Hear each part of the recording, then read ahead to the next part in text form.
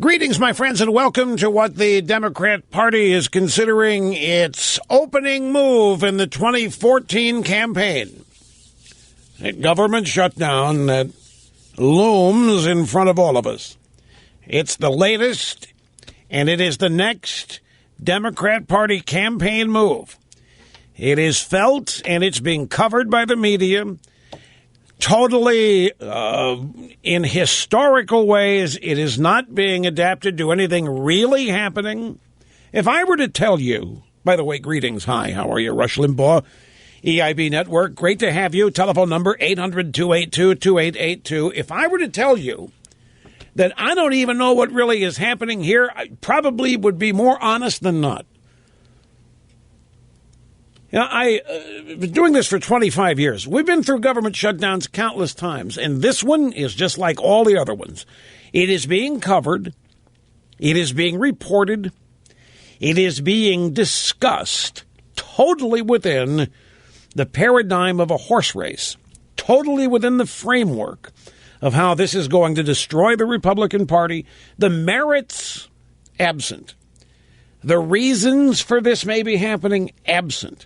The human impact, the impact on real people of this disastrous piece of legislation, absent. Nobody talking about it. I mean, in the media. All this is, and frankly, I'm bored with it, folks. I don't know about you, but I'm sick and tired of everywhere you turn in the media having as the top-level analysis how this is going to destroy the Republicans, how it's going to be a great boon to Obama and the Democrats. And that's all that matters, in fact, to the media. The substance of this, you know, the exchange is open for business tomorrow. It's going to be an absolute disaster. Nobody cares. Not a matter of concern. I mean, even in some so-called conservative journals of opinion, Obama's no more than a CEO. He's just a CEO, and when it doesn't go right at implementation, he'll take whatever steps necessary to get it right. There's no practical application in reporting of this story of what any of it really means and what any of it is really all about. So the thing that you can do with this is to just discuss it within the same framework that the media presents it each and every day. CNN's got their countdown clock. Now, what is it, 11 hours and 51 minutes and 25 seconds to the government shut, as though disaster awaits, as though the end of the world is on the cusp. And who will compromise and who will blink and who won't? And who are we going to blame? The fact is that everybody involved on the left wants the government shutdown because this is the opening salvo of the Democrat campaign for 2014. The Republicans, now what happened over the weekend in terms of the substance here? What happened is that the House Republicans approved a measure, well, the whole House, because it passed. They approved a measure early yesterday morning that will fund the government through December 15th. It will delay the implementation of Obamacare for 1 year. It includes an amendment to repeal the medical device tax, a separate provision to pay military members in the event of a shutdown. It passed easily, putting the continuing resolution to keep the government running past Monday back in the Senate's court. Now, this contains in it one of the debates that's been going on within the Republican Party. Should there be a delay, or should we move full-fledged to defund? And the House did not vote or take the route to defund. They went the route to delay for 1 year, including the individual mandate, because the employer mandate has been delayed by Obama. And it is felt that if these mandates can be delayed and stopped, that the guts of Obamacare will have been ripped out of it. And indeed, the individual mandate that requires everybody to have insurance, starting with the exchanges opening tomorrow, if that were to be delayed, There are a lot of people not happy with that. Well, if you're going to do that, go for the whole ball of wax. Go for defunding this whole thing. Now, Ted Cruz was on Meet the Depressed yesterday with David Gregory. And once again, I thought he made mincemeat of Gregory, just as I thought he made mincemeat of Senator Turbin on the Senate floor during his filibuster. And Mike, grab those sound bites. I told Mike we're going to start number one, but since I've mentioned this, I may as well start with them, and I got to find them. Yeah, 13 through what? 13 through 15, it looks like. 13, 14, and 15. Yeah, so keep those standing by. Now, thehill.com, as government shutdown looms, Cruz calls Democrats absolutist. And here's their story. The Republican leading the fight to defund Obamacare called the Democrats absolutist yesterday for refusing to budge as a government shutdown looms. Now, I have to tell you, the Democrats want this. The Democrats want it because they are confident that the Republicans are going to get blamed.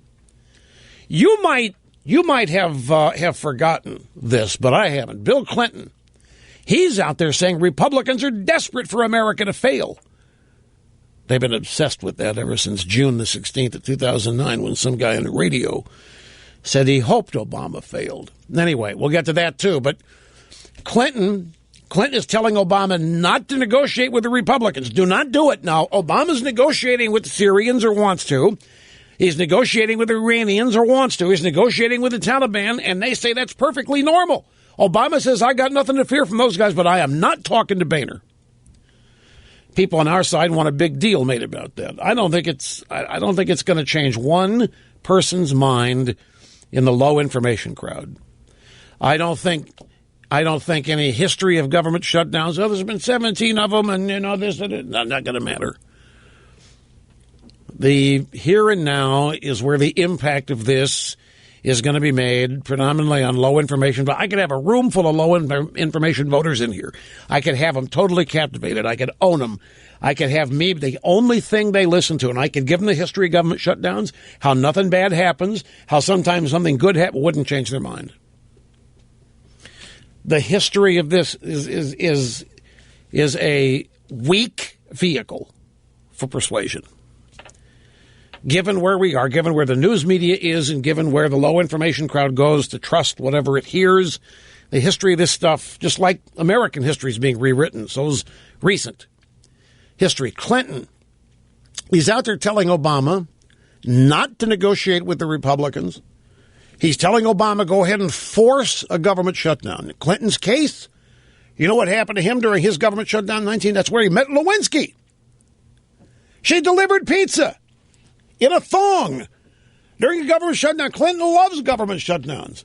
So he can get to dream again and live vicariously. Not that somebody's going to show up that way with Obama, but I mean, without a government shutdown, Clinton, the big creep, would have never met Monica Lewinsky. She did deliver a pizza. I'm telling you, during that government shutdown in 1990, she's an intern, brought it in there. If it hadn't been for the government shutdown in 1995, Clinton wouldn't have had those budget surpluses and welfare reform forced on him, which he now loves to brag about. I mean, I could give you the history of government shutdowns, and I could tell you, as we've been trying to since a long time, about the 1995 shutdown and how it did not hurt the Republican Party. The thing that's on the table now is, will the Republicans hold for this position, or will they cave? The Senate not going to be back until 2 o'clock this afternoon. Didn't you hear? I'm not talking to these guys. I don't care. The Democrats want this. The Democrats want the shutdowns. Everybody's eyes are on the Republicans. Boehner, will they cave or will they hang tough? And will there be a shutdown? Because the conventional wisdom inside Washington is the Republicans are scared to death of one. Oh, God, it's the end of the party. It's the end of their careers. Oh, God, they're going to be hated again and despised because the Santa Claus crowd's going to hate them because they think a government shutdown means that the North Pole's been closed. And Rudolph and Dancer and Donner and Pratt when it can't fly, and then nobody can get anything. Oh, my God, it's horrible.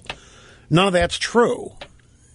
None of it is true. The welfare state does not shut down in a government shutdown. Anyway, Cruz's point was that the Democrats are being absolutist.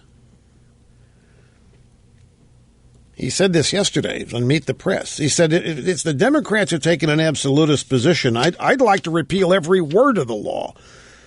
But that wasn't even my position even in this fight. My position of fight has been we should defund it. But even now, what the House has done is a step removed from defunding. It's delaying it. That's the essence of compromise. Cruz says the original move out there was to defund it and totally block it. Now the Democrats are faced with the Republicans. Okay, we'll just delay it.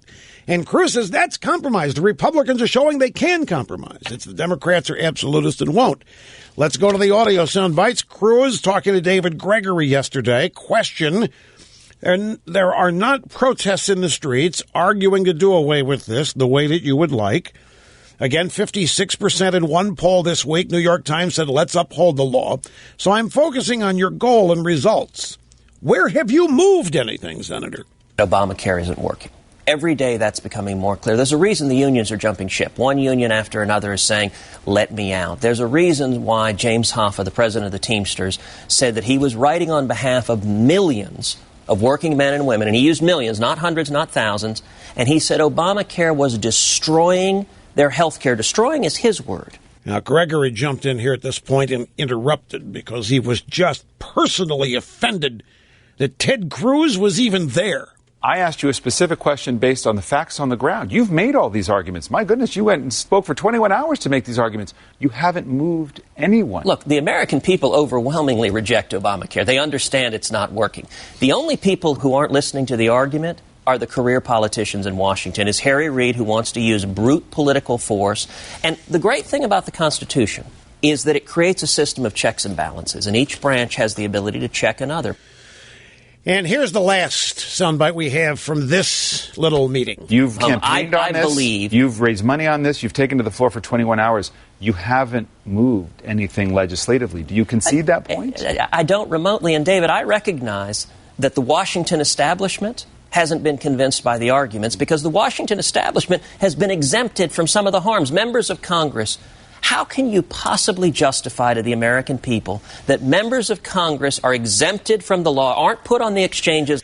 Now, what Gregory was getting at there is, to Cruz, okay, look, you wanted this groundswell. You wanted the American people to rise up en masse and let Washington know they didn't want any part of it. And Gregory was saying to Cruz, that didn't happen. You spoke for 21 hours. You were all over the media everywhere. You had all kinds of people helping. You couldn't create this groundswell. So why should anybody listen to you? Why should anybody pay attention to you? You're representing a losing cause. Then he cited that New York Times poll, which is the first poll I've seen on this, by the way. I had never heard of this until Gregory cited it, which was something about the 56% New York Times say let's uphold the law. I'd not seen that before. That's the first poll I've seen where a majority say let's keep it as is. The fact of the matter is that phones have been melting in Washington. Faxes, emails, what have you, have been pouring in. Members of Congress have just taken the phone off the hook. There's been a willfully planned effort to ignore this uprising or this outcry or this massive show of opposition because it does exist. It exists in poll after poll after poll. It exists in all of the jobs being lost. Anyway, that was the exchange, and I wanted to add to it that Cruz is trying to make the point that the Republicans are compromising because they started out full defund and now it's just delay everything for a year. Let's take a brief time out. We'll continue much more on the EIB network. There's a lot of news out there besides this shutdown and what is going to happen when. And the media, again, of course, just can't wait for it. They're just so excited because this is nothing more than the opening salvo of the 2014 Democrat campaign. Be right back, folks.